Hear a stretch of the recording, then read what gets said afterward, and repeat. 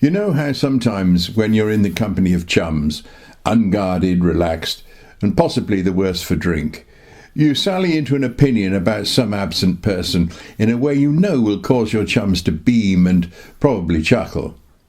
Yet their faces are set in a common frozen rictus grin, while their eyes flick from you to something over your shoulder, and your brain boils as you think of your next sentence, knowing the subject is behind you and in earshot. Of course, this has never happened to me, but it serves to illustrate my reaction to my mate Alan Howe requesting Edward Thomas's Adlestrop, the poem that I belittled 85 recitals ago in the introduction to Robert Frost's The Road Not Taken, which is about Thomas. In the Frost reading, I talked about Thomas's relationship with Frost and how their encounter with a belligerent gamekeeper in Gloucestershire is said to have motivated Thomas into going off to war in 1915 and, tragically, being shot in the chest and dying at Arras in 1917. Adlestrop is not a bad poem, of course, and, as I read it for Alan, I have my left hand in the fire, leaving my right the keyboard hunter and pecker to tap out future ignorant calumnies.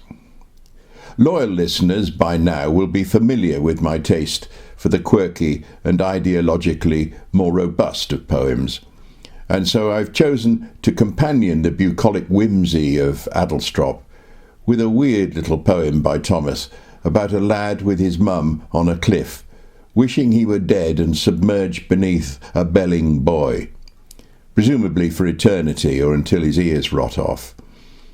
I may be out of order on this one too, but I spent some time living with a church at the end of the garden, ruining my Sunday mornings. I did have a chance to level the seesaw later, but that's another story, involving a defrocked bishop. I still have the press cuttings. Adlestrop. Yes, I remember Adlestrop, the name, because one afternoon of heat the express train drew up there, unwontedly. It was late June. The steam hissed. Someone cleared his throat. No one left and no one came on the bare platform. What I saw was Adlestrop, only the name, and willows, willow herb and grass, and meadowsweet and haycocks dry, no whit less still and lonely fair than the high cloudlets in the sky. And for that minute a blackbird sang, close by, and round him mistier, farther and farther, all the birds of Oxfordshire and Gloucestershire.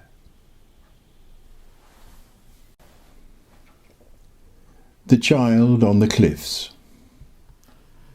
Mother, the root of this little yellow flower among the stones has the taste of quinine. Things are strange today on the cliff. The sun shines so bright, and the grasshopper works at his sewing machine so hard. Here's one in my hand. Mother, look. I lie so still.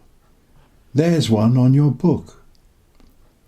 But I have something to tell more strange, so leave your book to the grasshopper, mother dear, like a green knight in a dazzling marketplace, and listen now. Can you hear what I hear far out?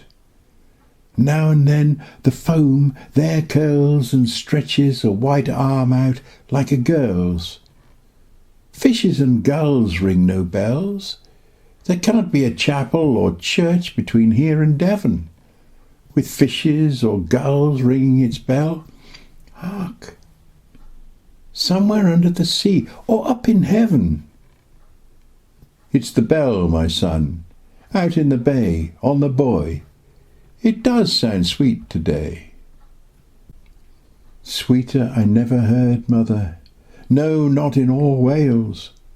I should like to be lying under that foam, dead, but able to hear the sound of the bell, and certain that you would often come and rest, listening happily. I should be happy, if that could be.